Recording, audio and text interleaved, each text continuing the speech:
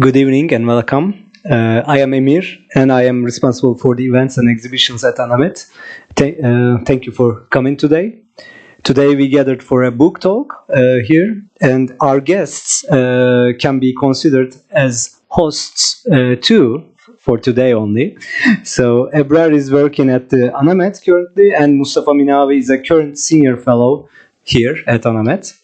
Today, the book at hand is Losing Istanbul, Arab-Ottoman Imperialists and the End of Empire. It was published back in 2023. And Ebrar actually published a review for the book in the New Perspectives on Turkey just a few months later. So Ebrar is one of the most fitting people who could engage with the author and the book and maybe expand on its themes in this conversation. And from a publisher's perspective, it's a rare opportunity to bring the author and the reviewer together. So I'm hoping for the best here. So let me briefly introduce you our panelists now before leaving the floor to them. Mostafa Minawi is a professor of history at Cornell University and an Anamet Senior Fellow. He is the author of The Ottoman Scramble for Africa, Empire and Diplomacy from the Sahara to Hijaz, published by Stanford University Press in 2016, before losing Istanbul. And a number of articles on international law, late 19th century imperialism, and microhistory. His work explores the intimacies of global history by investigating Ottoman imperialism and inter-imperial competition in Central and Northeastern Africa, Southwestern Asia, and Southeastern Europe. He does that by focusing on archival documents in the global South. He's currently working on his third monograph, tentatively titled, if I may announce it here, The Global History of a Rooftop in Jerusalem, The Geopolitics of Imperialism from Palestine to the Horn of Africa. And Anamed is proud to be part of the writing process of this upcoming book. Ebrar Küçükaşcı is a PhD candidate at the History Department at Koç University, as well as a team member of Anamed. After receiving her BA in 2016 and MA in 2019 degrees from the Department of Political Science and International Relations at Boğaziçi University, she shifted her focus to the field of history. Previously, she took part in the organization of events at institutions such as TRT World, the Boğaziçi University Corporate Communications Office, and the Boğaziçi European School of Politics. Thank you for being here this evening, and please join me in welcoming our panelists. Thank you, Emir. Hello, everyone. Welcome. And welcome, Professor Minawi. Thank you for being with us today to discuss this remarkable book, Losing Istanbul. Since Emir has already introduced us, I won't repeat this, and we will begin our session. So it will be basically a conversation between Professor Minawi and myself, and at the end we will have a Q&A session. Let me begin by introducing the book. Here is the original English edition, Losing Istanbul, Arab-Ottoman Imperialists and the End of Empire, published in 2023 by Stanford University Press. And notably, it was the winner of the 2023 Albert Turani Book Award, sponsored by the Middle East Studies Association. We also have the Turkish translation here, İstanbul'u Kaybetmek.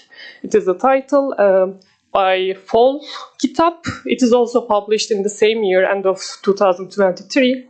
So both of them are available in Turkey, so you can buy.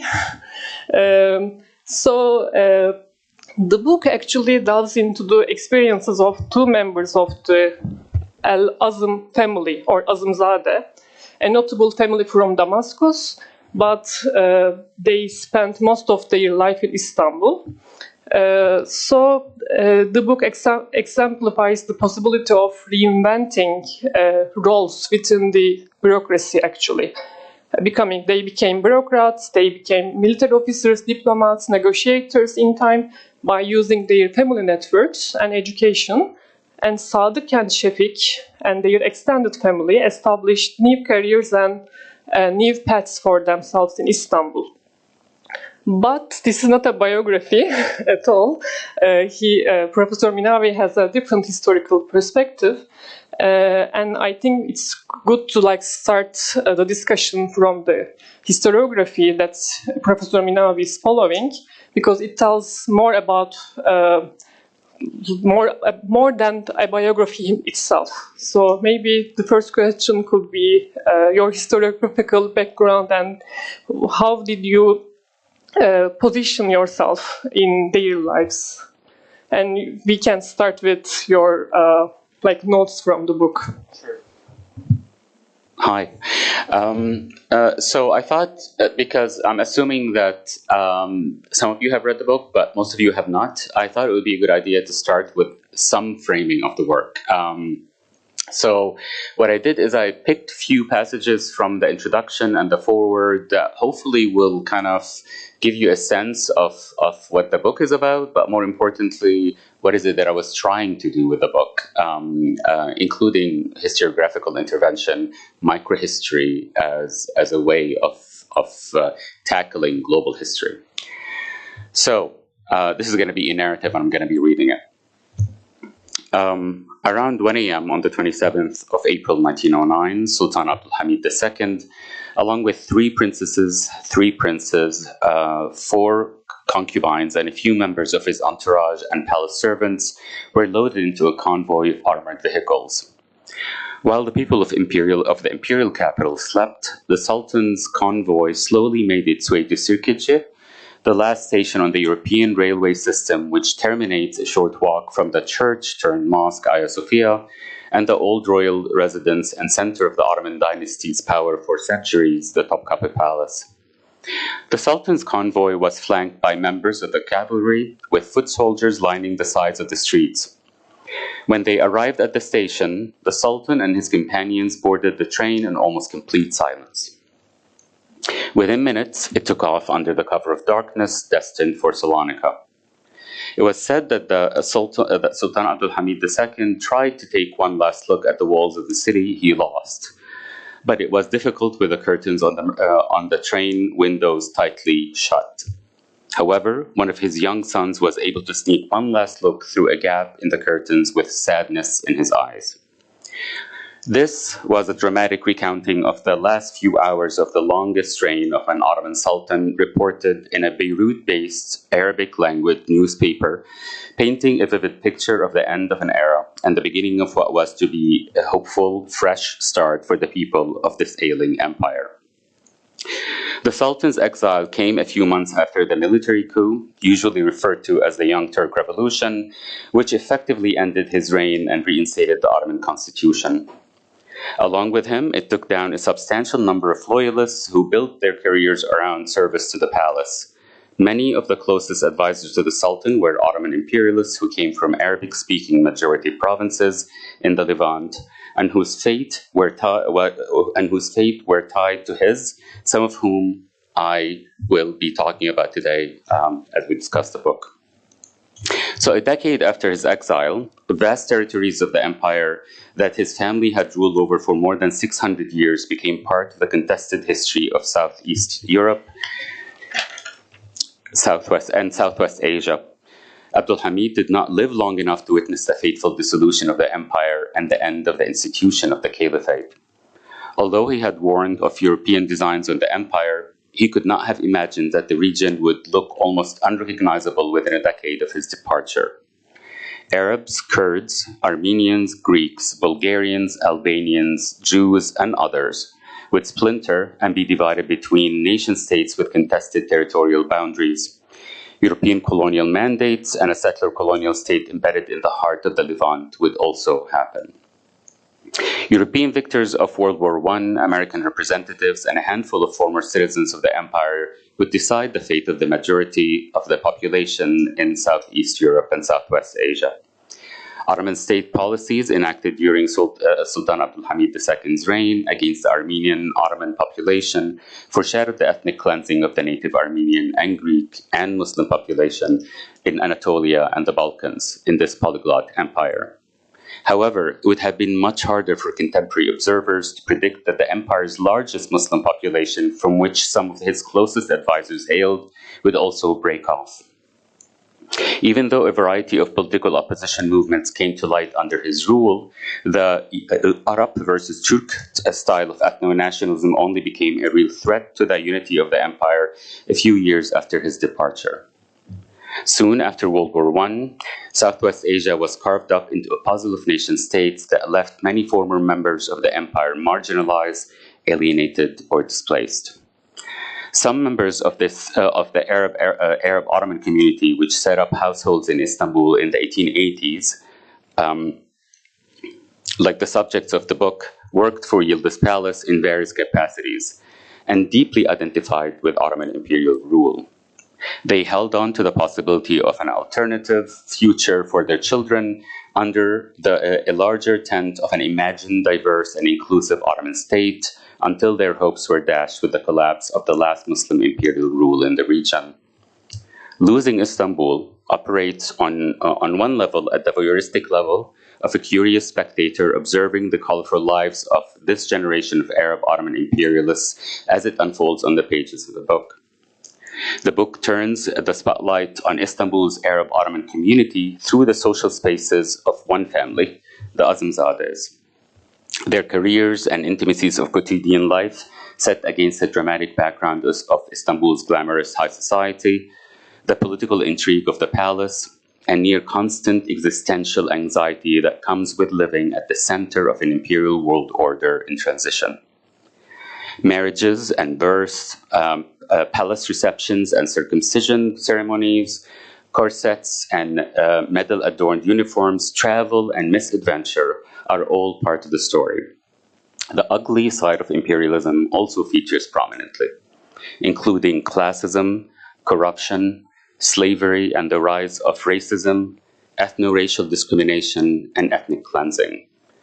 The goal is to give the reader a street-level understanding of the experience of the last 4 decades of an ailing empire through the eyes of a small community of Arab Ottomans in Istanbul that identified with the idea of an Ottoman empire all the way till the very end. Collecting the pieces of the Azimzadeh social spaces, I've attempted to construct an intimate history of global events through public and private experiences of the last 4 decades of the empire. I argue that they embodied the trials and tribulations of the empire they identified with, whose strengths and weaknesses were refracted through their careers, and whose loss meant the end of a community of Istanbulu Arab-Ottoman imperialists. The very last generation to be born under Ottoman rule were their children and grandchildren, who would be old enough to remember living in imperial Istanbul, but young enough to have a post-Ottoman afterlife in the new geopolitical reality of the age of the nation-state. The penultimate Ottoman generation was one that experienced the internal centralization efforts of the Hamidian administration, major defeats and territorial losses in the late 1870s, desperate and often violent efforts to silence any perceived threat to the rule of the Ottoman dynasty, the Second Constitutional Revolution, and finally, a fleeting alternative possibility of a 20th century inclusive Ottoman citizenship that transcended ethnic and religious hierarchies of the past. This generation was as comfortable being in Beirut, Damascus, or Sofia as they were in Istanbul. They skillfully negotiated a multilingual world of the late 19th century imperialism, allowing them the opportunity to advance their careers as palace bureaucrats, diplomats, and policy advisors. They lived a life of privilege. So everything we're going to be talking about today is going to be about people that were privileged. They were privileged enough to imagine a future under an inclusive Ottoman rule. It's really important to talk about this because the rest of the population probably didn't feel quite exactly that way. They lived a life of privilege, affording them the opportunity to imagine an ideal existence of an Ottoman, not as a member of the ruling dynasty, but as a citizen who identified with an Ottoman homeland that honors its multicultural and multilingual reality, a precarious idea that rose and fell during their lifetime. One last thing I want to say. There is a sentiment in Ottoman history, in the Ottoman history field, to minimize the loaded meaning of ethno-racial markers such as Arab and Turk before the emergence of widespread ethno-nationalism in the region during World War I and after. In the book, I argue that the exclusive focus on political organization and the rise of nationalisms has left us blind to the rise of ethno-racial differentiation within Ottoman society well before the rise of populist nationalism. In the last decade of the 19th century, Ottoman society's self-perception was undergoing a transformation. So words such as Turk or Arab were not innocuous signifiers, but critical ethno-racial markers deployed in the Ottoman metropole with positive and negative connotations. They were also embraced by some and avoided by others in the small circle of Arab Ottoman statesmen. Well before the Constitutional Revolution, or 1911 loss of Libya, or the 1912 Balkan losses, or World War I.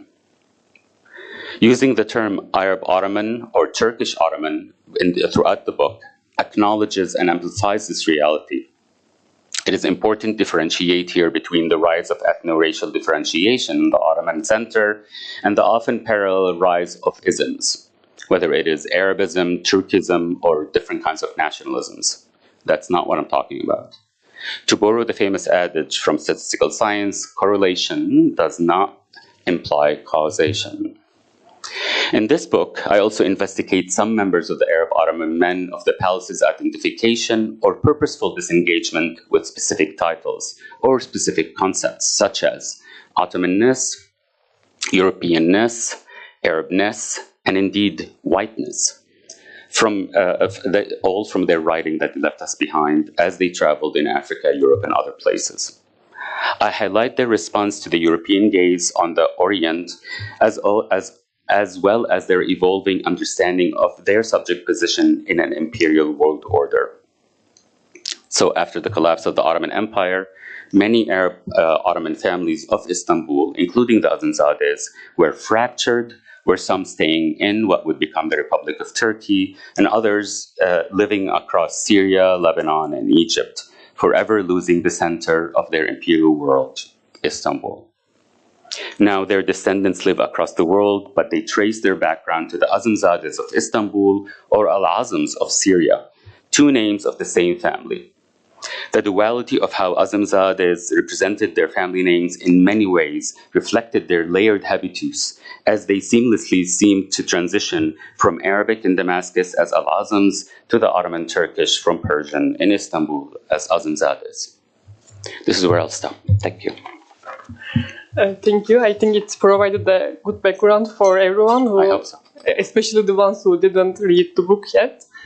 Now, actually, I would like to start with your personal motivation, because I know that there are some fresh graduate students or maybe the ones who are trying to find a good motivation to start for their new works.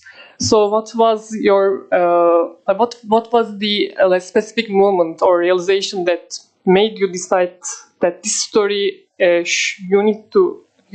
deserves to be written, or what was your starting point for this work? Thank you. So I didn't think there was a book in any of this that I just told you.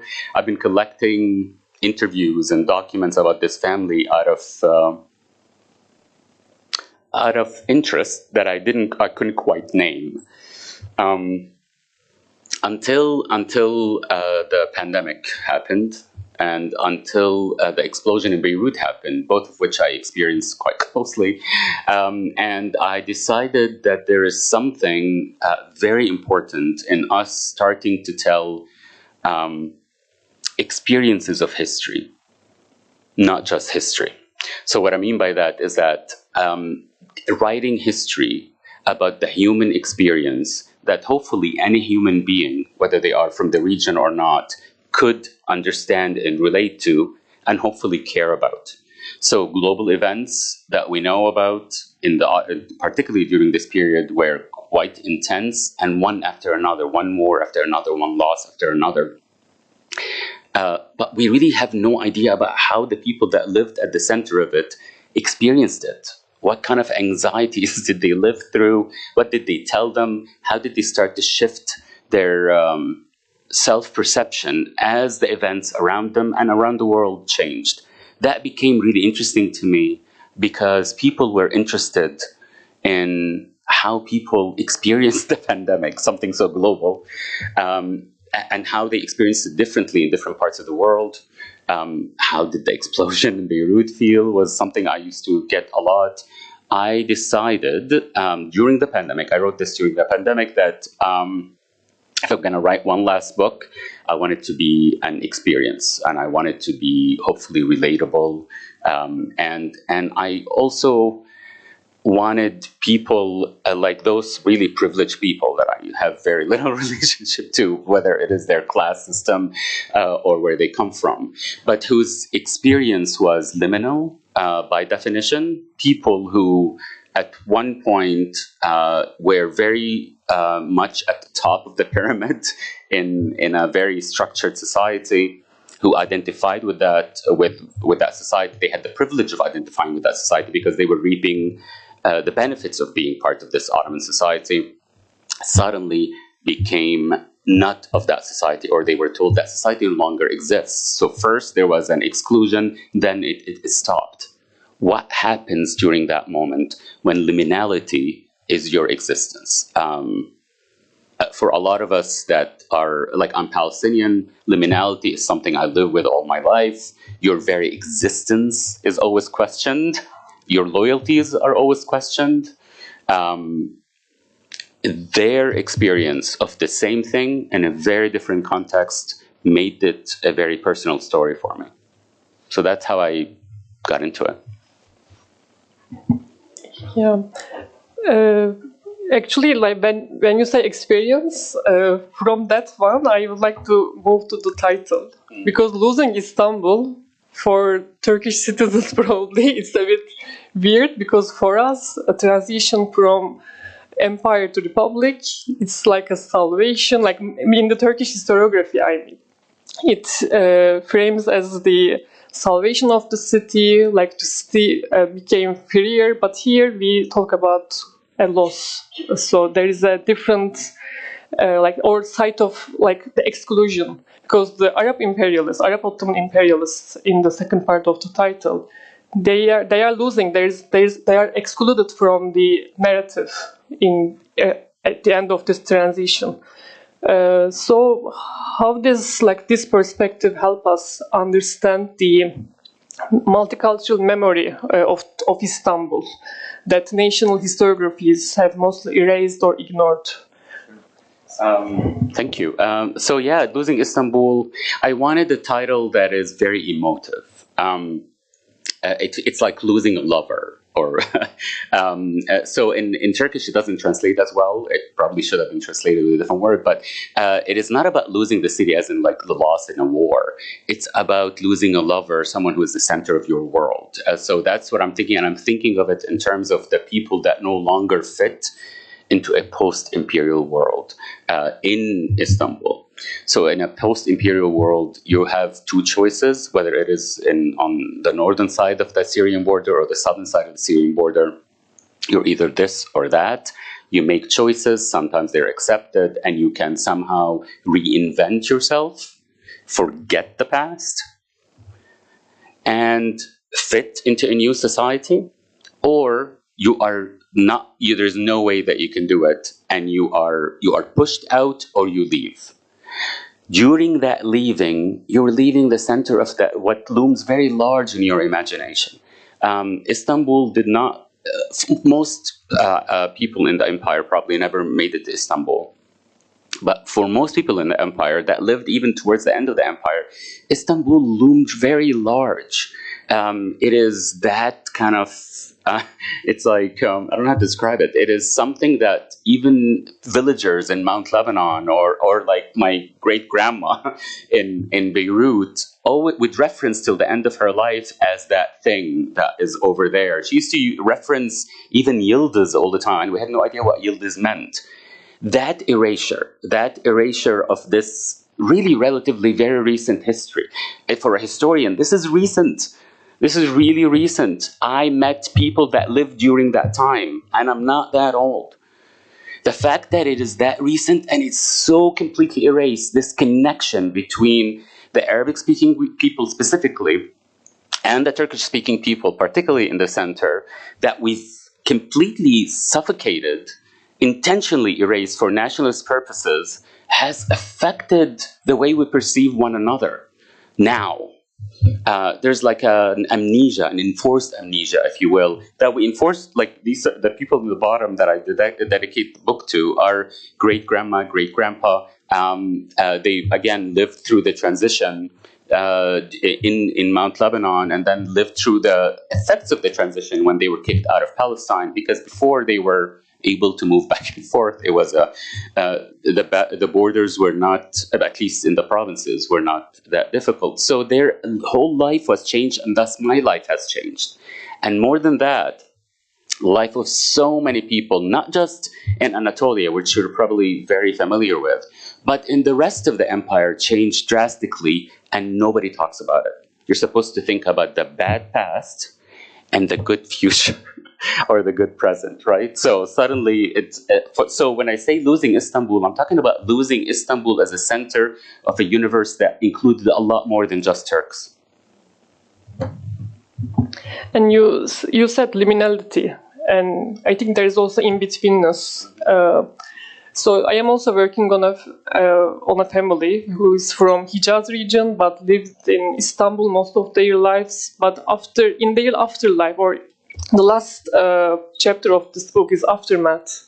What happened to that family?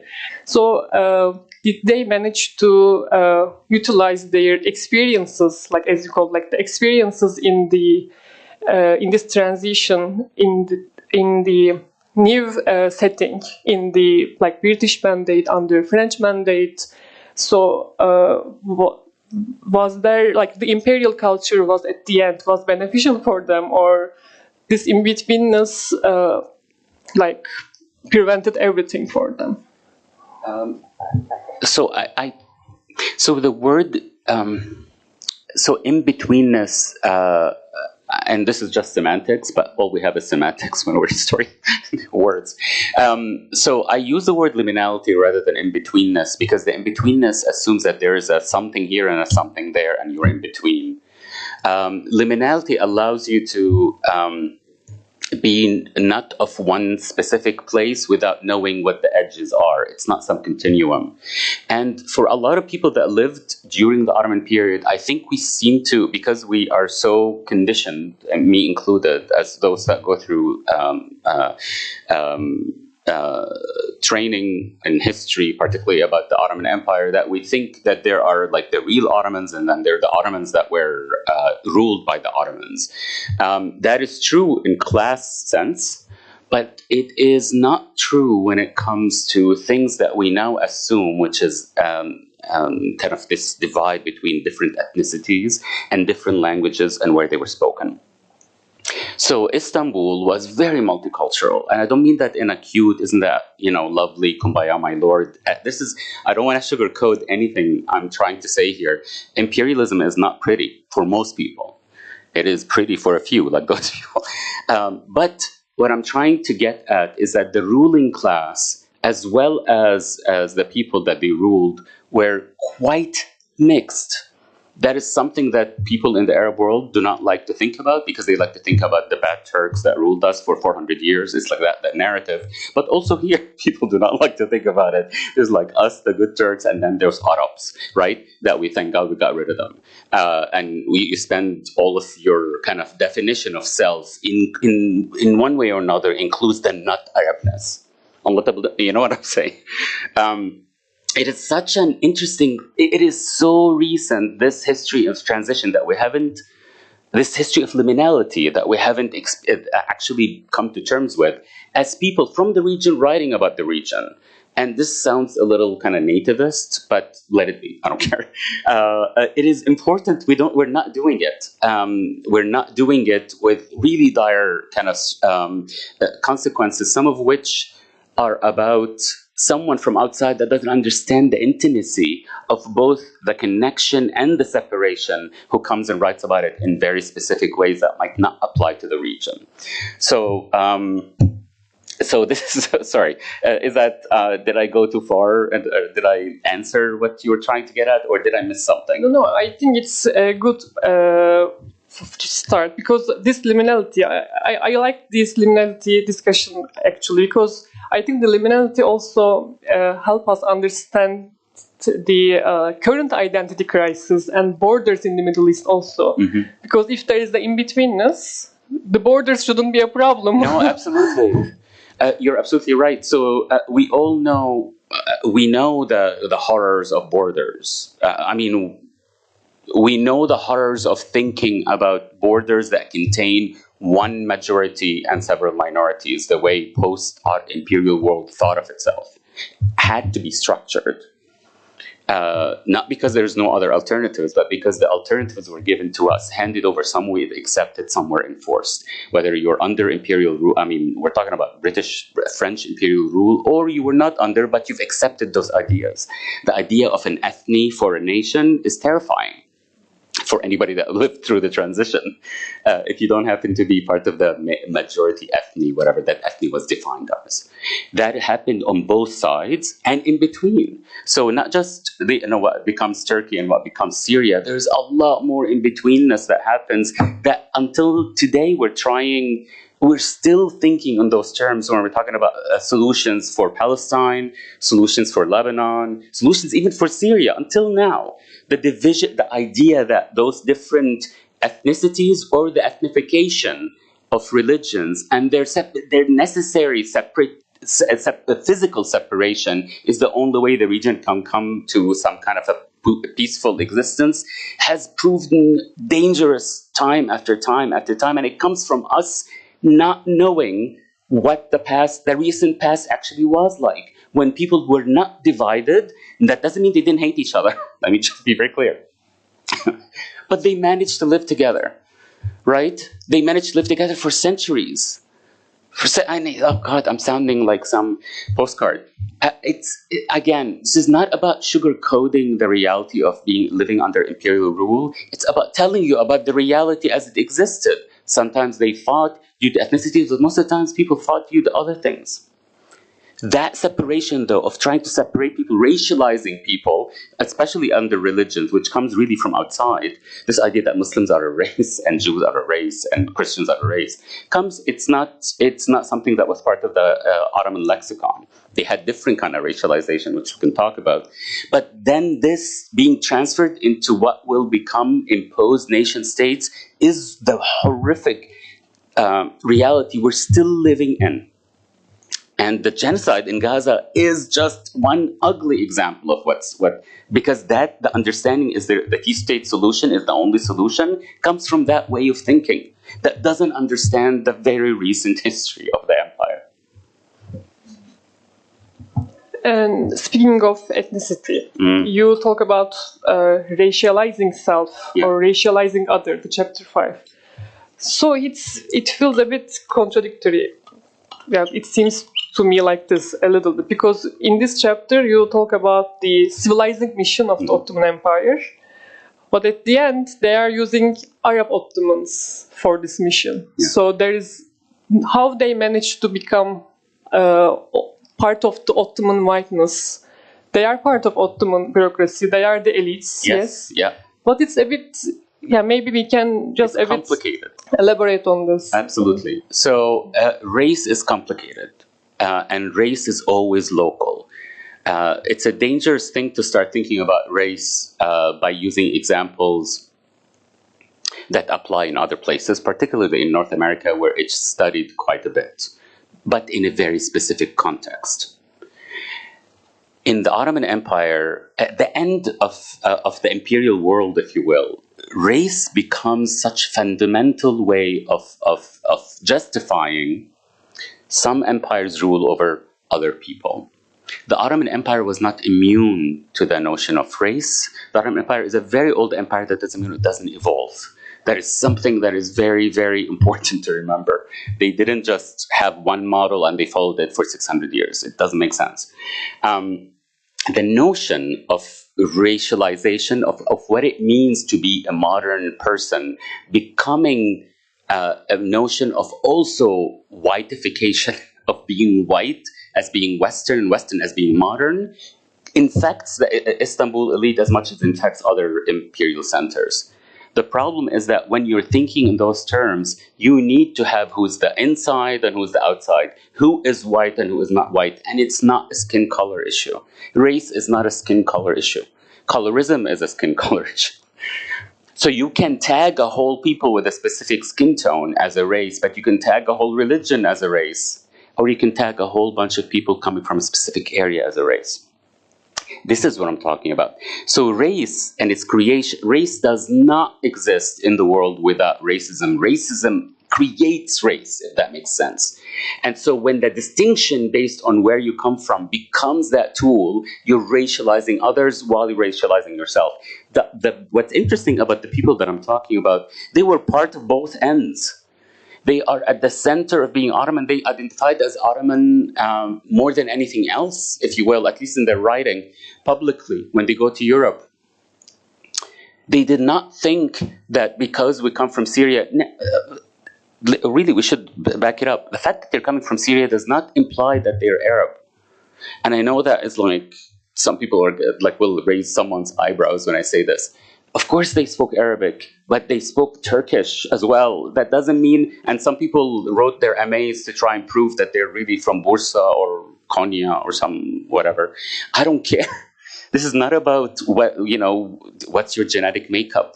Genetic makeup does not determine race or how you perceive yourself. What I'm talking about here, the reason I found them so interesting is because they inhabited both ends. So you can explore at that moment in which they are facing this idea that suddenly they have to be called Arab to be involved, to be considered non-Arab as a derogatory term, which is also, you know, it involves color and race, as Turkish speakers know. That moment is the moment I'm talking about, where they are having to kind of struggle with both of them. So the moment their colleagues in the parliament start calling them Arab, they go, we know what Arab you're talking about here, right? They're like, we know what you mean by Arab. And it's not about, oh, you're from an Arab country or you're from an Arabic-speaking background. That is the moment that they recognize that I'm trying to kind of, how should I put it? Explicate. And what better way to do it than to do it through the lives of people who have experienced it on both ends, and they're super self-conscious about it. So they have to talk about it repeatedly. They have to talk about who they are repeatedly because they're so self-conscious about not being counted in the new kind of elite, particularly at the end of the empire. So they are not others as the others, so it's like relatively they are more Ottoman than the others. No, see, we're still talking, I hear what you're saying. I am not, see, again, the idea that we are trying to find these categories as if they're stable is the problem. The categories are not stable. What is an Ottoman is not stable. Ottoman having to identify as white is not something that is natural. Nothing is natural about identifying as white. That's a different story. But the idea that at this point, these categories are being brought in, redefined, and over a short period of time, we're talking about the last 10, 15 years of the empire, becomes so important as they are defining them in the context of the particularly the imperial world, particularly places where people really gather. Istanbul is the point that I'm trying to make. So they're not stable categories. They're categories that are being manufactured and deployed and changed. That is what, I mean, that is what race is. That is what race is still today, even in the United States where we try to think of it as black and white. And I would like to move to the archives, actually, because in this work you based your arguments not only state archives but also ego documents that can be like diaries, personal correspondence, and memoirs. and this means emotions. So what can we tell about their emotions? Like, because for, as you know, like for some historians, these like ego documents are not reliable because they can lie, they can manipulate, they can even like, it is, by the way, it's so fun to like read like memoirs. I really enjoy them, but when I see, like, there are, for instance, difference between diaries and memoirs, because even the same person can change their mind. So is it relatable? Is it like reliable? What do you think about, like, how was it as a historian? How was your experience? No, thank you for that question. So if you are mining diaries for facts about what happened, they're probably not that reliable. If you're mining diaries about perceptions, then they are. And particularly in my case, if you're mining travel logs that have been written and rewritten by the same person, translated into different languages and edited, and something censored, they become incredibly useful. They're useful not to tell us what happened, they're useful to tell us how society is changing, and more importantly, how the person who is changing those diaries based on how society is changing is self-conscious about them. That is what alerted me to this whole issue. So that is where they become. So yes, emotion. If anxiety is an emotion, then yes, it is. Then I definitely think you can find them in travel logs and diaries. If this kind of speaking out loud about who you are, or kind of declaring who you are repeatedly to others, that changes over time, it is definitely reliable to get at those moments. So feelings, anxieties, perceptions, many times, when it's important, people particularly become almost more important than facts. People make policies. Policies are influenced by people's emotions. That's one thing. The other thing is I'm trying really hard to get people, particularly people who work on people in the Middle East, to not be afraid to go into the micro, into the emotion, into the story, into the personal, because it matters. It matters because we see how it, most of us who are trained as historians would have taken courses on microhistory or whatever, but all of the examples are usually French or British later.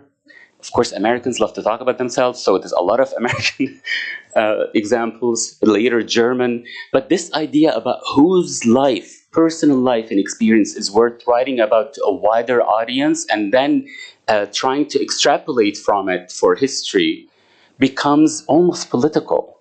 Because if we think that those stories that we study can tell us something about humanity. The humanities at its core, essentially. What is the experience of being human?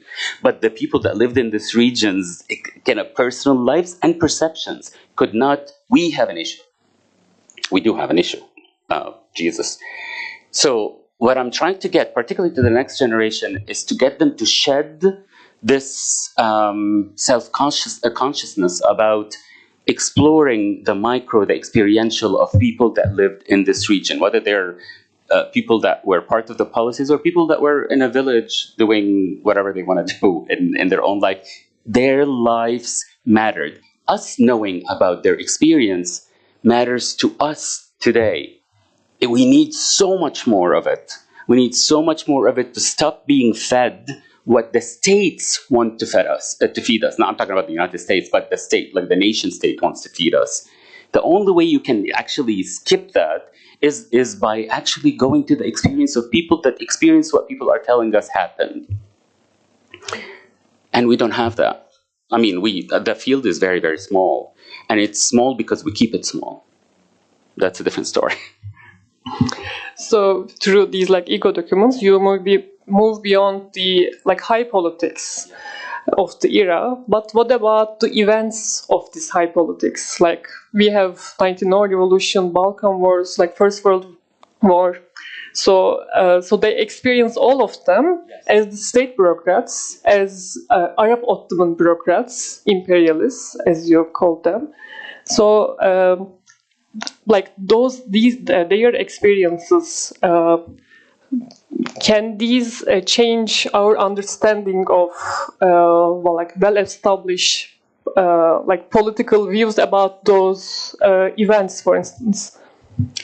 I hear what you're saying, but absolutely. So if you read them carefully, if you read them against the grain, I hate using that terminology, but if you use them, if you read them, because it's really, what does it mean?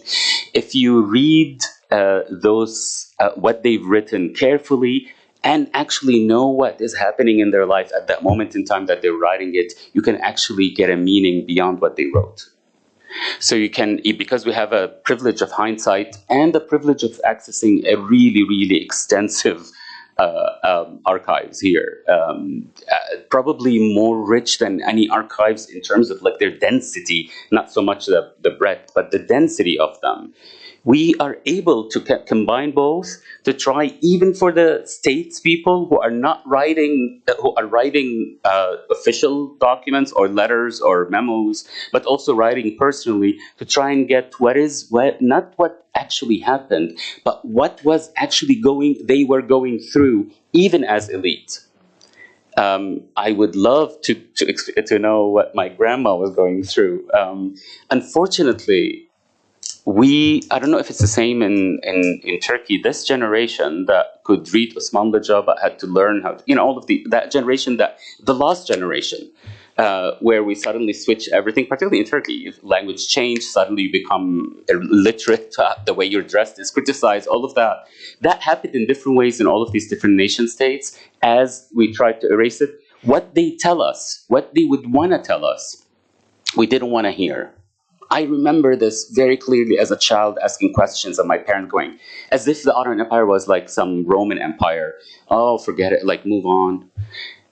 We did not want to know because we wanted to move on, or because the state told us that knowing would compromise who we are as a nation. We really should move beyond that. We really, really need to move beyond that. And I think historians, though we're mostly, a lot of the times we get stuck in little things that are important. Here we have big things we can actually affect if we start writing in a way that would allow people to see themselves and start to rethink what they think they know through experience rather than through the state narrative. But many things in our lives force us to remember, like these ego documents maybe, or your grandmother's like memoirs, etc., or the like photos that we. Can I mention what the photos? So this is not just like a background. I wanted to kind of put a lot. I'm lucky enough that I work on a period late enough that people took photos. So there is representations. You can imagine the people.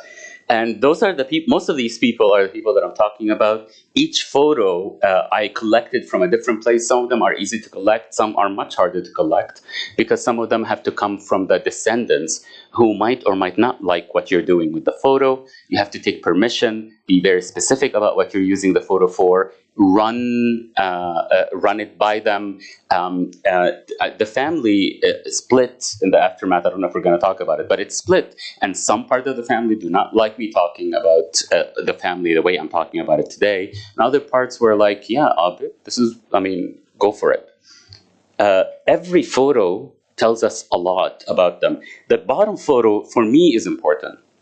I literally had to go back and look at my great-grandma, great-grandma. And also, I remember writing the dedication at the beginning. And that is the time when I was like, do I spell her last name, which is Turkish, in Turkish? Or do I spell it the way they spell it in Arabic? Which is a moment in which it's like a moment of realization, a new realization of something you've already known that is just not talked about, which happens a lot all over the empire. I mean, it's not just her last name happens to be Turkish, but people in the Arab world, they have Albanian last names and Bosnian. We know all this. We teach it. We just don't experience it. So when we meet each other in Istanbul and we hear someone speaking Arabic, we're like, what are they doing here? They've always been here. You get what I'm saying? If we actually know this, our perspective will change. Hopefully our perspective will change. My perspective has changed. So out of curiosity, I have one last question, then I will ask the audience. So they are, as I understood, they are in different parts of the world. So what about their relationship right now? Do they have like good networks? Do they like, let's say during the summer, let's meet together? I don't know. So it's complicated. Huh?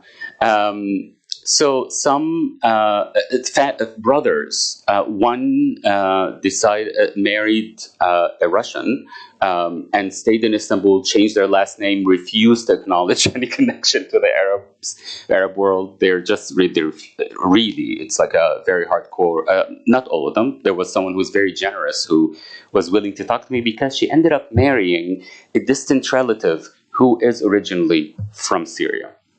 So suddenly her grew up in Nişantaşı and being like, oh, that switches someone. On the other end, people that I interviewed who are descendants of people of the Azimzades, most of them, by the way, the ones that I've interviewed, all of their great-grandparents were here, and their parents also grew up here. So their parents, when they moved to Syria, couldn't speak Arabic, or they spoke Arabic with a very thick accent, till they died. And they had to somehow fit into this society, some of them who've never seen it.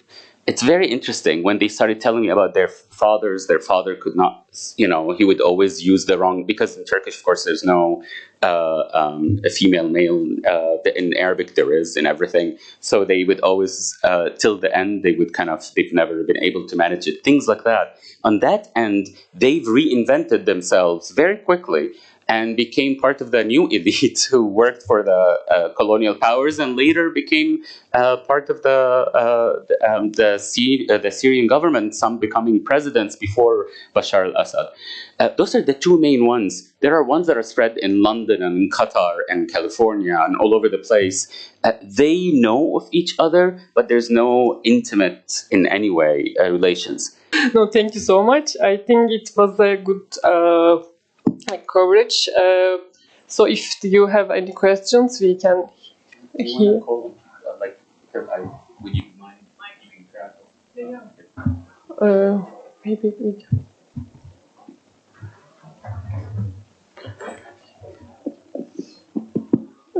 Thank you very much, Professor Minawi. My name is Umut Uzer from Istanbul Technical University. Hello. I want to ask you about the urban notables paradigm.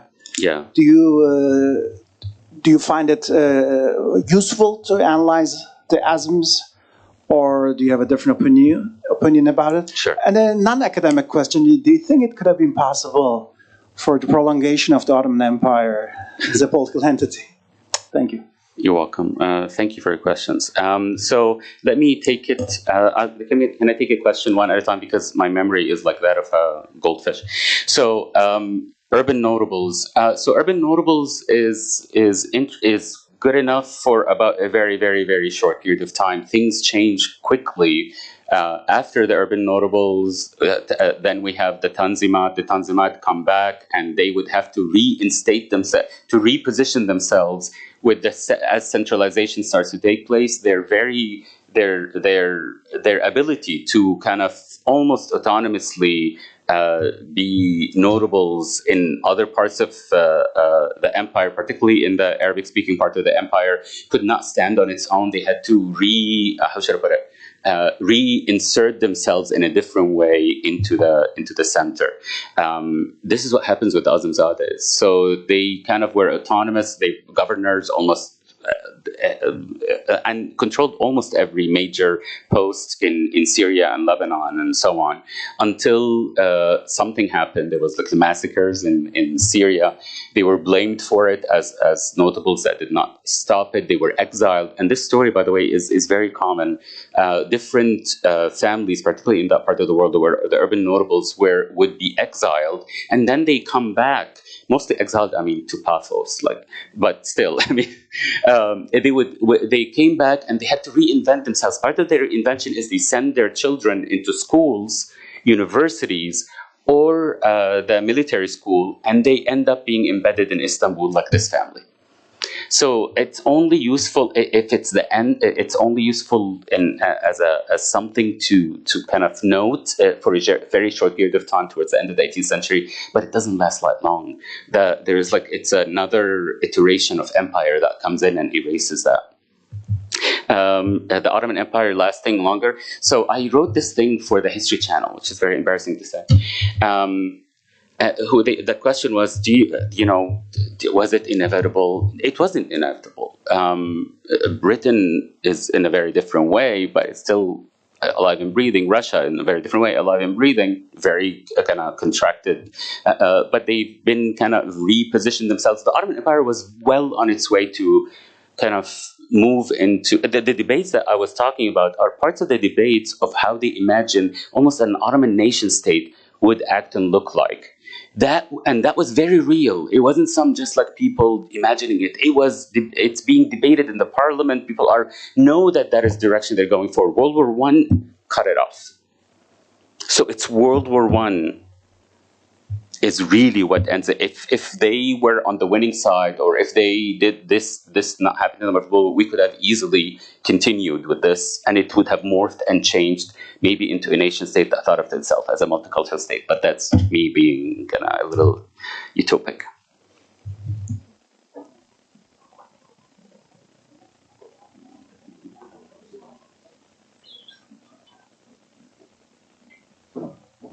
Well, thank you very much. I have started to read the book this morning before coming to talk, so I just read 2 chapters. So if my questions are about the other chapters in which you explain all of them, I'm really sorry for that. Well, thank you very much for this book. You yourself already indicated in your talk too, so this is about, 2 elites. But in the book, particularly in the introduction, I guess at some point you say it's sort of serve as a window for understanding Arab-Ottoman sort of group in Istanbul. So can you talk a little bit on that too? How can we really... I'm not after generalization or something, but what I'm really curious how you are framing it, because it's pretty extreme elite group. Absolutely. So my second question is about this ethno-racial differentiation. Again, here you also stated that we are blind to this ethno-racial differentiation, and I just got that you sort of argue that these ethno-racial differentiations come before this populist nationalism by young Turks and so on. So I'm curious about how do you differentiate between these ethno-racial differentiations and nationalism, or are you maybe imposing some modern concepts on this ethno-racial? You know what I mean? Yeah. So that is what I'm curious about. And last personal thing, I don't know if I'm going to be able to frame it properly, but your work. We are talking about boundaries, which are changing, as you perfectly put it, depending on the context and time. So your work is also being taken in that way. So, now we are in Turkey, and there's a political climate which is also partly dominated by neo-Ottoman imaginaries and so on. So, what is your personal experience when you present your work in different contexts? So, you know what I mean? I know what you mean. Thank you very much for the work and for the talk. Thank you. So, elite, absolutely. So, I don't know why you didn't run into it at the beginning. I see very clearly that they are a very specific kind of Arab imperialists. The imperialists is what makes them very specific. There were all sorts of other kind of course, not all Arabs were imperialists, as we all really well know. Their very existence depended on the empire's survival, because they were part of the distinction between the empire and self, not just for the Arabs, but for a lot of the people that were elite. The state and I are one. What's good for the state is good for me. What's good for me is good for the state. So, people have been even redefining the notion of corruption. When you start to look at how these people that were loyal in some cases would also get a lot of bribes as part of their very existence. What's good for me is good for the state. What's good for the state is good for me. Those were the Arab imperialists that I'm talking about. There's a billion other ones, and I kind of go through them. Others have written extensively about people that were separatists and people that were Arabists, so autonomous notion, culturalists, all of these things. Of course, the Hussein, Hiyanet, the nightmare, whatever. It's like, that's a whole other story. I would love to talk about it, but maybe we shouldn't. This whole trope of the Arab trader thing, of course, it works really well if you want to try and make an other, right?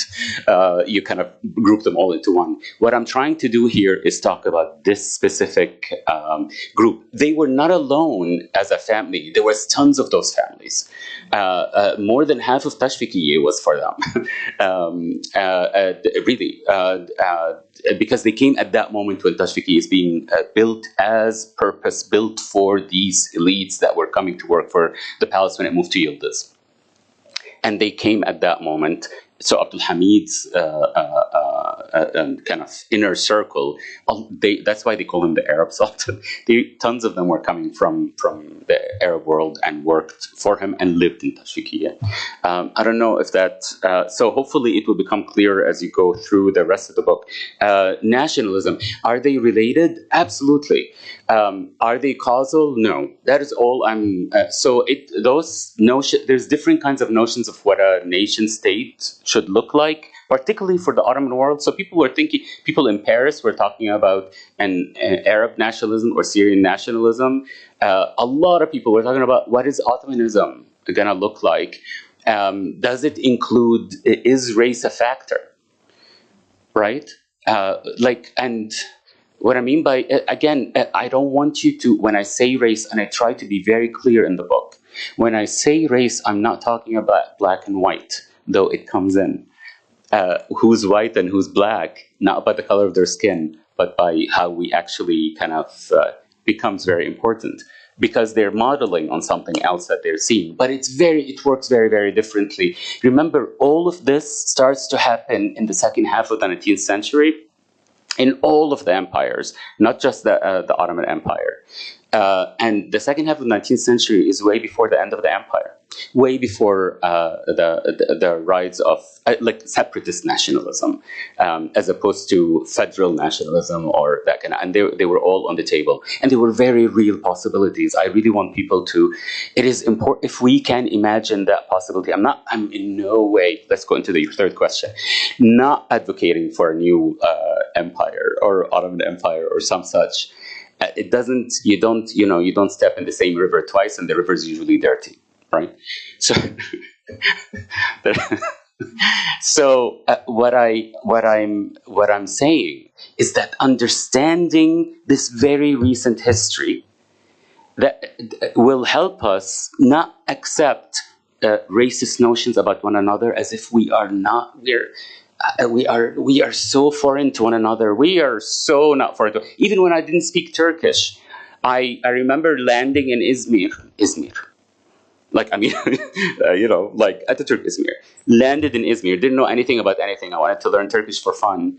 And immediately I felt at home. Not because because I'm in the household where I understand everything in a different language. That doesn't come out of it's not the same as going to Latin America and going, everybody's Sajak. You know what I mean? This is not what I'm talking about. I'm talking about this shared cultural, unspoken understanding doesn't come by itself. It comes through historical ties that are pretty recent, that I've inherited. Someone has nothing to do with Turkey and nothing to do with the Ottoman Empire.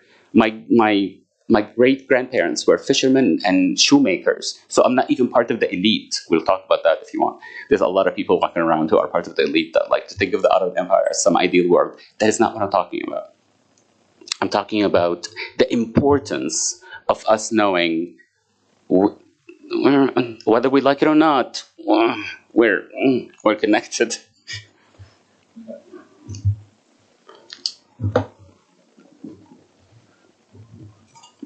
Thank you very much, and thank you very much for your book. This would be a very good contribution for that period of history, I think. Thank you. My question is, what do you think about Sultan Abdul Hamid's religion-based Middle East policy? And with this question, what do you think, which tools Lawrence of Arabia used in Middle East? With two sides of this question. Thank you very much. You're welcome. So using religious tools is not unique to Abdul Hamid as much as we would like to think of him as some political genius. This idea of suddenly focusing on one religion and claiming to be the protector of that religion as a political tool, he was in many ways replicating and responding to the French, to the British, to the Russians that have already started to use that tool. Actually, in many ways, so it's not innovative. He thinks it's necessary when a lot of the population of the empire, citizens of the empire, not just subjects of the empire, and that's important to make that distinction, citizens of the empire that held Ottoman passports, and technically they're supposed to legally be equal in the eyes of the state. That's different, the practice is different, as we know, have been started to be incorporated into a different understanding, a second layer of identity that tries to use their religion as a way of weakening the autonomy of the empire, not just that sovereignty of the empire. So what Abdul Hamid did is used Sunni Islam specifically, particularly in the Arab world, as a way of transcending the other differences and saying, by the way, you wanna, so everybody is a citizen, but the Sunnis are a special citizen because I'm a caliph.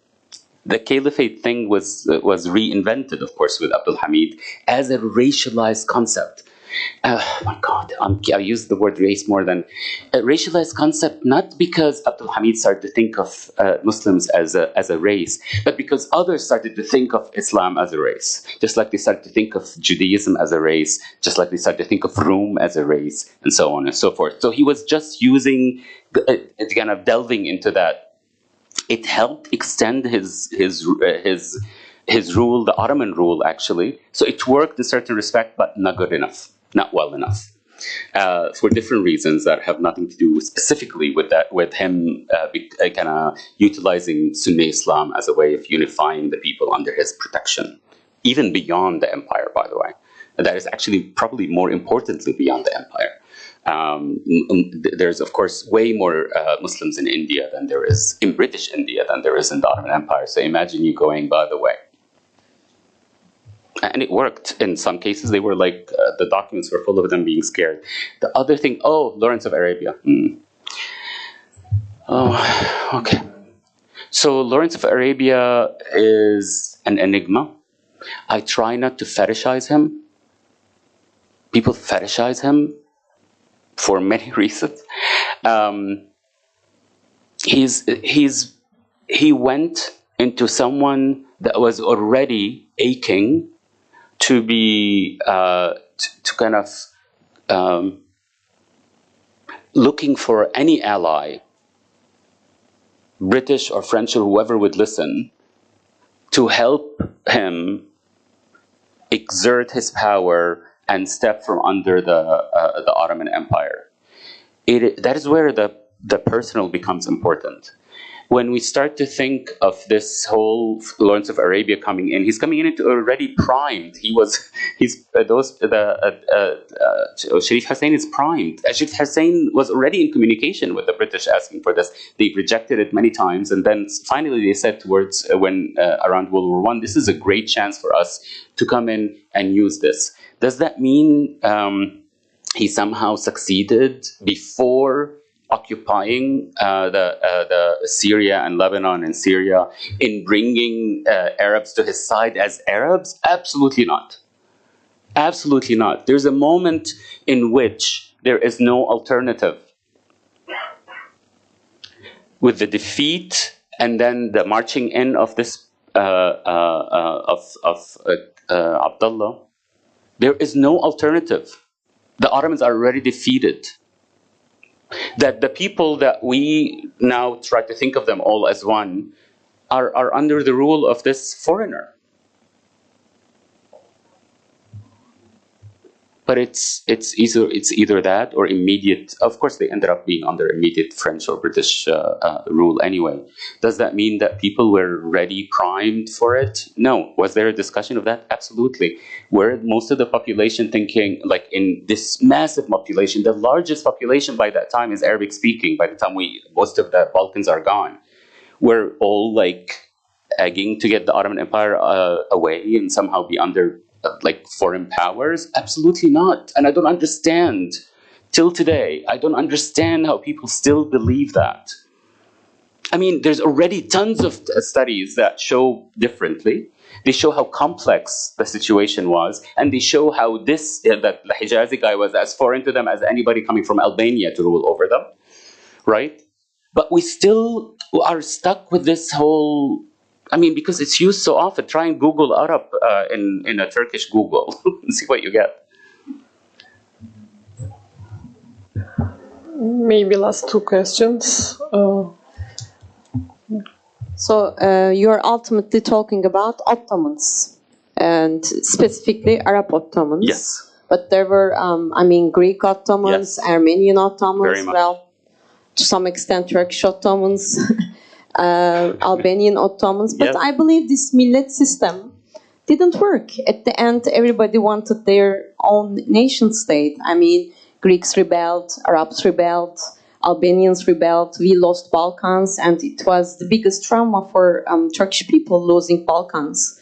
You know, Selanik and Kavala and, you know, the place where Mustafa Kemal Atatürk was born. It was a big trauma for him and for the nation as well. And this Caliphate system, you know, who happened to be Sultan, when he called for the solidarity against the imperials, England, it didn't work. I mean, so I think we can only survive in our nation state. So what do you think about this, you know, not working? Yeah. When he called for solidarity from the Muslims, Arabs maybe, for that regard, it didn't work. So. Okay. I hear you. I'm so glad you asked that question. It's a very popular understanding of history, which a lot of people believe, because we really don't understand what the millet system was at the end of the 19th century. We think that the millet system was some kind of independent, autonomous groups. It was a legal division, literally a legal division that you would have to apply for. We're talking about the late 19th century, that you would have to apply for so you will be represented equally in the parliament. So the millet system is essentially an Ottoman way of organizing society. It is not an Ottoman way of separating society. No, but when he called, I hear you, when it didn't work, not because the Arabs didn't come running. Most of the people that died in Gallipoli were Arab. No, really, fact. Because why? Because most of the people that died in Yemen were Turks. Because they moved people so they will not run away. They moved them away from their, so it's not some bravery. I'm not talking like, oh, Arabs were so brave. It is the Ottoman, this idea that somehow these were independent enough for them to say, not good. My great-grandfather, who ran away from the army, hero. It's sort of my hero story is my great-grandfather ran away. And the way he ran away, if you know anything about provincial politics in Mount Lebanon, particularly under Jamal Pasha, is called literally the bloodletter because he was such a hideous racist person towards Arabs. He believed in Turkish superiority as a race. So to him, the treatment of Arabs as less than in the army is in many ways a factor why we lost. And I know, we try to kind of separate people into good Turks and bad Turks and good Arabs and bad Arabs. It's a lot more complicated than this. This is a world in which people were already intertwined, whether we like it or not. So we cannot say, the Arabs didn't come to help us. The Arabs were Ottoman.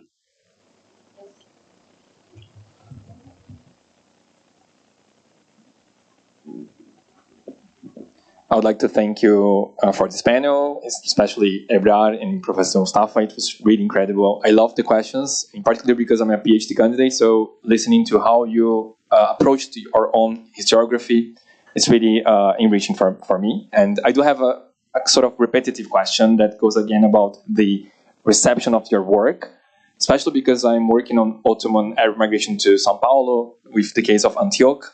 And when I approach to the Antiochian communities in São Paulo, they always see me as sort of like a threatening figure, just because I'm Brazilian, but I grew up in Istanbul, and they have this thing of Ottoman history. It's so scaring, just to approach to that. And I'm not talking about daily people from the community. I'm talking about scholars, professors from São Paulo University, the way that they approach to history, like Ottoman, the term, and along with like studying these diasporas and their, I would say, there is a established historiography on exclusion, but not on belonging. And I do think your book resonates a lot with this idea of belonging, and that's why I would like to ask again a similar question that was asked about the reception, because I wondered, it's very courageous to work on this idea of belonging when we are always so focused on exclusion. And so how have your work been received by the families, in particular because of the word intimacy that you mentioned a lot? So open up intimacy, I think it's also, that's something I face a lot, this sort of like what we are going to do with this, but also this idea of just speaking about belonging when you're an Arab or from different backgrounds, even in the Ottoman Empire, that's not really worked or heard in those places. So thank you a lot. Thank you. So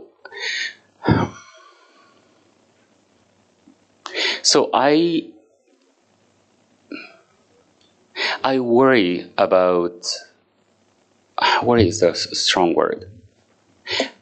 What I'm interested in is trying to get at the experience of empire.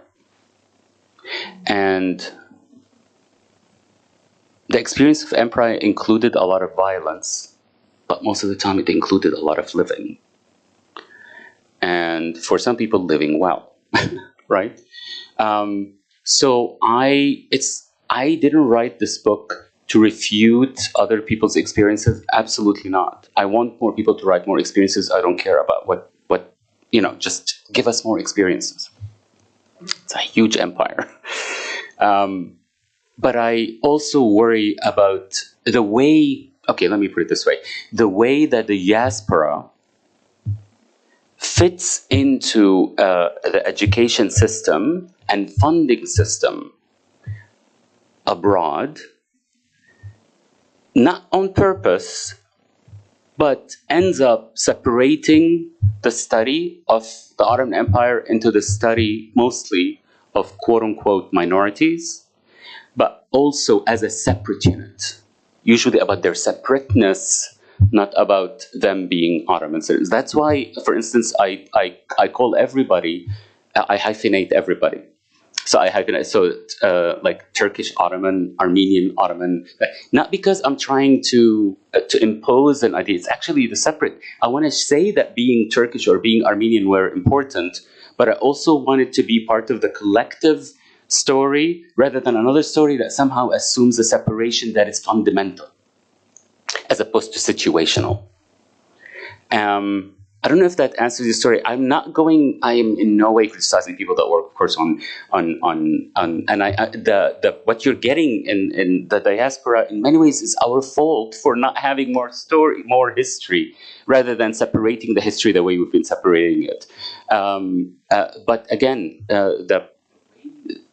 like area studies, but more importantly, this notion of ethnic studies that separates us based on notions of an imperial world as fundamentally either Armenian or Jewish or Turk. I mean, Ottoman Turkish studies tells you something, right? Like the fact that we have Turkish in it as if it's, Arab is what creates a lot of this, the knowledge production that comes ready separate. Two questions, here and here. Okay. Yes, Seyfi Kenan. I'm from Marmara University. Actually, I teach in Atatürk Faculty of Education. Wonderful. Teach on education, Turkish history. Thank you for coming. Right, thank you. I'm going to read the book, that's for sure. One of the important thinkers that I always personally teach about Satıbey, we call it in Turkish, but Saatı and Pusti, Arab origin. Yeah. And then who authored also Fenni Terbiye, the science of education. Yeah. Very critical educator in the history of Turkish education system.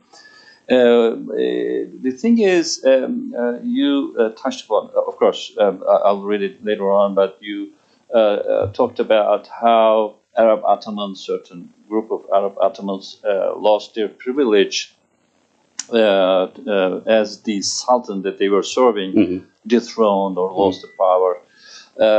That's right. It's for them. They were losing Istanbul, but there were some other Arab Ottomans like Satibey. Yes. They were gaining Istanbul. Very much. Yes. I don't want to call it winning Istanbul, but because he became the dean of my faculty, because we inherited all the libraries and great documents from since 1848. By the way. Wow.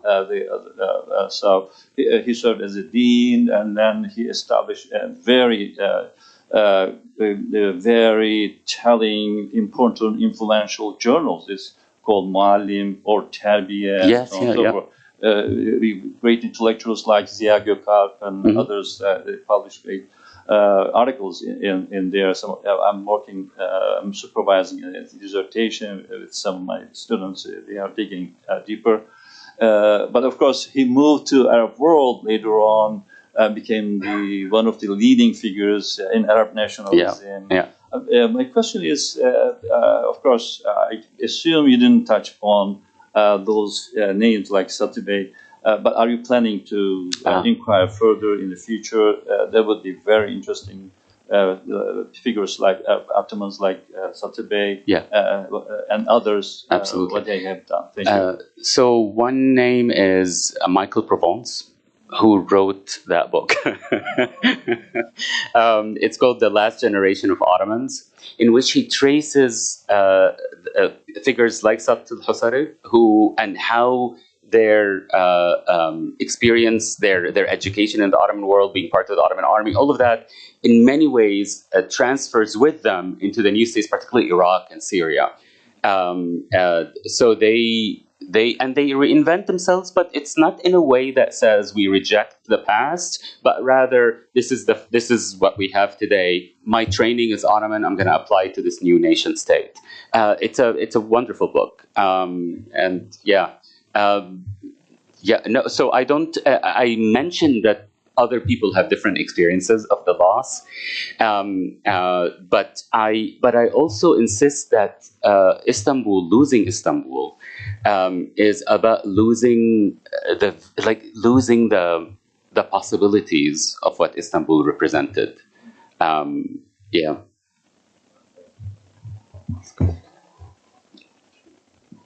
Hello, Erken Bulut, Koç from Koç University. You said the racialization of the communities in the Ottoman lands came from outside of the empire.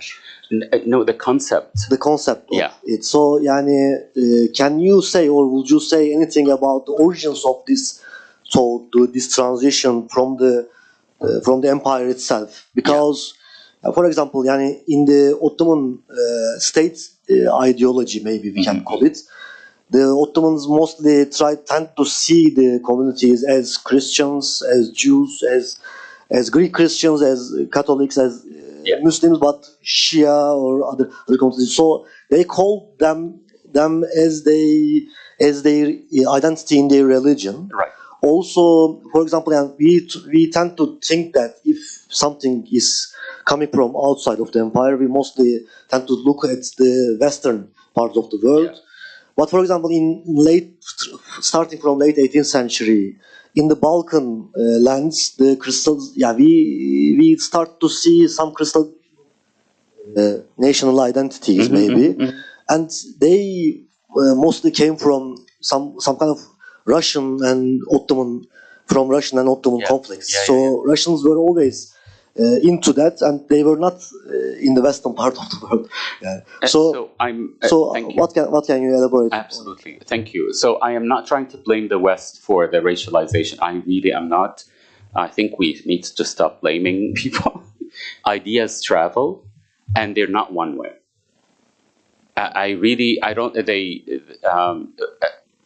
They permeate, particularly along class lines.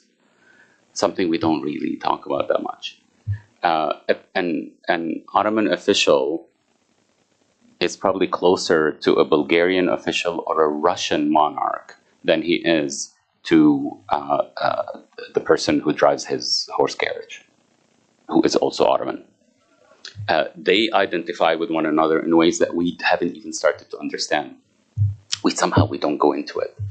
And you see that through not through official documents, definitely not through the registers or the census where you see the divisions, but through their interaction that comes through different kinds of documents. So what I'm talking about is about the production of race is missed in the Ottoman Empire because it is not a category the way it is in the United States or later on in Britain and so on. It is not a category. Sometimes you'll find them describing someone color or origin, but it's not a category that is part of the census. It's not an official policy of discrimination. Never has been. At least not the race I'm talking about. Now, some people are making the argument that religious difference becomes racialized at the end of the Ottoman Empire. And that's a whole other thing. What I'm talking about is in the day-to-day life, how are people treating each other, and then actually putting a block that then identifies some as something and you are other, and it's essential and it's forever. That is where the race is created. And that is what I'm talking about. It doesn't show up in census, of course. It doesn't show up in an official Ottoman policy. It shows up in day-to-day experiences. Okay. Thank you so much, Professor. Can I ask one thing? I thought you were telling us. Okay. Yeah, sure. Yeah. Thank you. I mean, my question might come as trivial a bit, but I want to ask still. So, first of all, were you involved in the cover design of the original book? And then, the original book reflects, this Art Deco typography. Yes. And when we think of this style with Istanbul, first thing comes to modern mind is the, decadent entertainment world of the occupied Istanbul. Yeah. And on the other hand, the Turkish translation of the book shows a scorched urbanscape. I know, that's an AI-generated nightmare. I really am not. Who is full in the audience? They didn't tell. I didn't get a choice with that. Somebody, I didn't touch it. This is definitely AI-generated. If you put in, of course it is. Yeah, that's for sure. Nascent. I love that you're talking about the cover. Okay, my question is you talked about the emotions in the book. Ebrar asked about it. But still, if the original cover reflects about the emotions in the book going on, can you elaborate on that? Yes, yeah, absolutely. I would love to. So the picture that you're seeing is this picture. You see that this picture is actually ripped. It doesn't show there. This is a ripped in half wedding photo of her marrying this dude.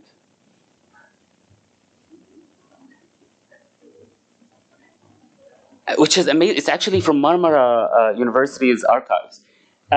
What's amazing about the reason I love this is there's like a look of nostalgia. She's young as hell. She's too young. He was like 40 something. She was 18, and she picks him out of everybody in that neighborhood, and everybody's like, she picked the Arab. When he's executed at the end of the empire as a traitor. He's one of the people that are hanged by Jamal Pasha. So whoever had that picture ripped him out. So that is one of the reasons I thought it's just there's something of it, like it tells a lot more than it does. I don't explain it in the book, but when they came to me with it, I thought it would show as a ripped picture. It doesn't. The Victorian style, actually Edwardian, that I wanted to have something that showed the glamorous side of their life. The glamorous side of their life was just, it is, every time I was writing this literally in the middle of a pandemic, and I had The Crown on, The Crown, the TV series? That's all that was in my head, because they lived that lifestyle very, very similar. The only thing is that it was gender segregated, but everything else was the same. The description of how they interacted, all of that is that kind of royal, and they interacted across all of Europe. This mingling happened across Europe, but it was gender segregated. I wanted to get that feel of glamour. So they suggested this font. You're absolutely right, this font. And I want a feel of glamour that is not about some oriental, a harem situation. I wanted it to to reflect the reality of them wearing the latest Parisian fashion. That is modified when you go outside, but the intimacy, the inside, the wedding dress, is really a good indication. This is another one of his wife doing this like pose. There's a lot of them dressing in costume. Like one of the family members that I don't have a picture here, dressed in costume as an Arab. I mean, that needs to right? But I wanted a feel. I wanted an emotional feel, because it's losing Istanbul as if it's a process of losing your lover. Something that I had to discuss with my editor a lot. She was not on board, and then she was fully on board. And she wanted something like nostalgic. There's a lot of nostalgia, melancholy that we wanted. And they proposed this font. I thought of what you said immediately, but they said it's about what does it emote? And it emotes glamour and kind of melancholy for a period that has passed. So I said yes. So thank you for noticing that. Offended? You meant losing Istanbul as if she was losing her lover, right? I meant losing Istanbul as if Istanbul Since you used was that the picture. Yeah. It's a very tragic story. If you read, she dies in childbirth, and and also there's a lot around her. A book should be written about her. She's fascinating. She's Cherkez. People say that she was enslaved. She was not enslaved. She comes from a rich family from the Black Sea. She comes with her own wealth. She was married to a Grand Vizier before she married him. There's a whole thing about her. And she was involved with the Egyptian royal family before he even came on so she has her own life that I would love to, So a topic for the graduate students then. Okay, thank you so much, Professor. It was a pleasure for us. And thank you all for your questions.